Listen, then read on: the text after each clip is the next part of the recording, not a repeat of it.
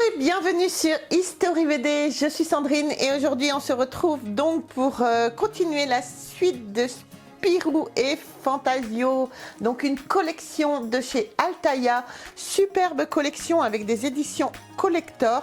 Donc aujourd'hui on a reçu, vous voyez c'est encore emballé, donc je les ai pas lus, donc voilà, je vais quand même vous les présenter, j'ai pas eu le temps de les lire, je vais quand même vous les présenter.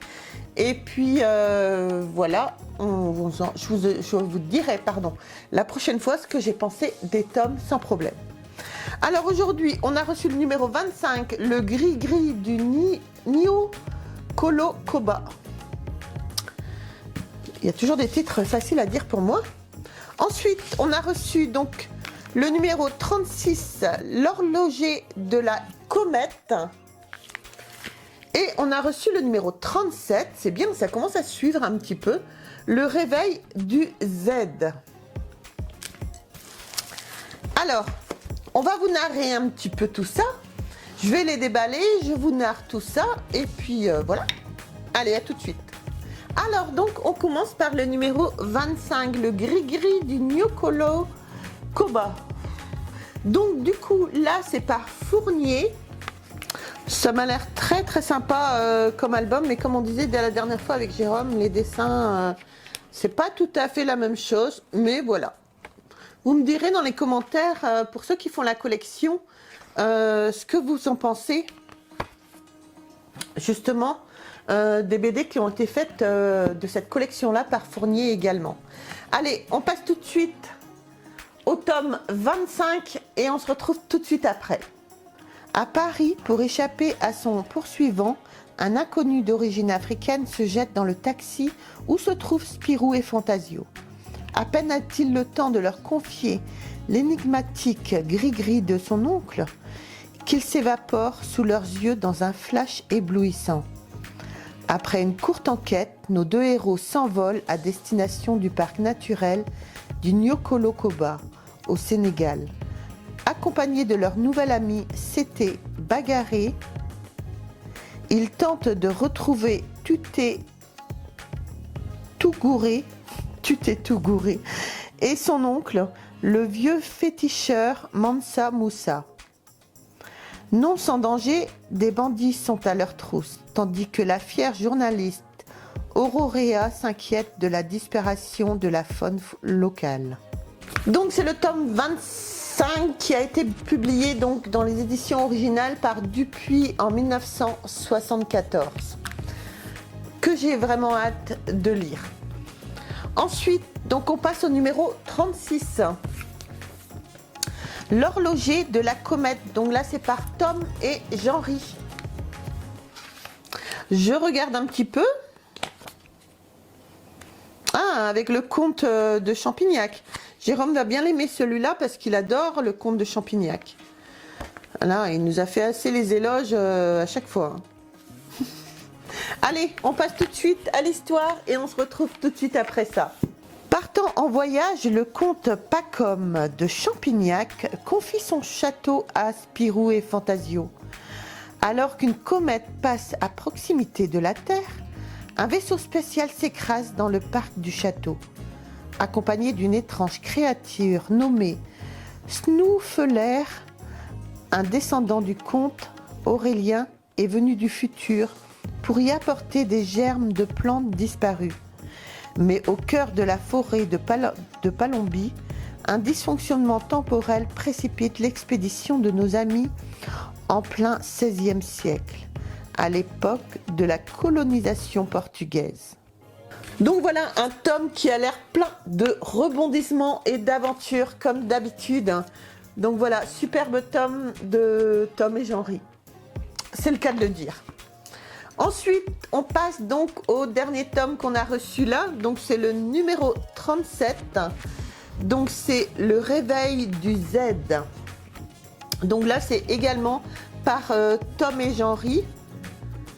C'est vrai que les dessins changent un petit peu par rapport à Fournier, mais voilà, écoutez, on va pas faire débat là-dessus. Surtout, n'hésitez pas à me dire dans les commentaires quand même. Allez, on passe à l'histoire. Et puis, on se retrouve après. Spirou et Fantasio qui viennent de vivre une extraordinaire aventure temporelle aux côtés d'Aurélien de Champignac, le neveu du comte de Champignac, et du curieux Snoufelaire, sont venus dans un monde aussi triste que sceptique. Mais l'inattendu frappe à leur porte. Voici nos héros téléportés en 2062 par Aurélien, prisonnier du descendant de leur pire ennemi, Zorglub Junior. Devenu le maître d'un monde dystopique, ce dernier souhaite étendre un peu plus son pouvoir grâce à la machine à voyager dans le temps. Entre rêve et cauchemar, chaque seconde est comptée pour nos héros. Alors donc le tome 37 est paru chez Dupuis en 1986. Je pense que je vous ai pas dit pour le tome 36. Hop. Donc le tome 36 est paru chez Dupuis en 1986 également. Alors surtout ce qu'il ne faut pas oublier, c'est qu'à la fin de chaque tome, voilà, je vous montre, vous avez l'horloger de la comète, donc vous avez l'histoire. Autant on emporte l'autant, une colonie nommée Palombi. Vous avez énormément d'infos sur cette bande dessinée et sur l'histoire de cette bande dessinée. Donc surtout, franchement, si ce n'est pas déjà fait, abonnez-vous à cette collection, elle est magnifique. C'est vrai qu'il faut aimer Spirou et Fantasio. C'est une collection que Jérôme voulait faire depuis très très longtemps.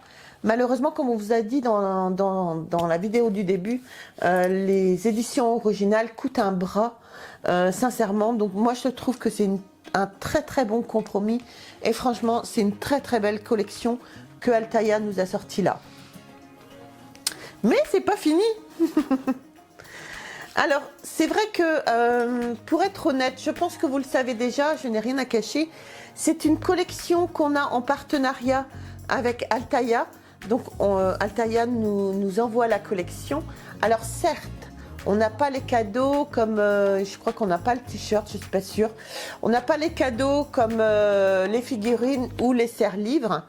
Mais il nous envoie quand même les petits cadeaux qui étaient inclus avec. Donc aujourd'hui, on a reçu, hop, je le déballe avec vous.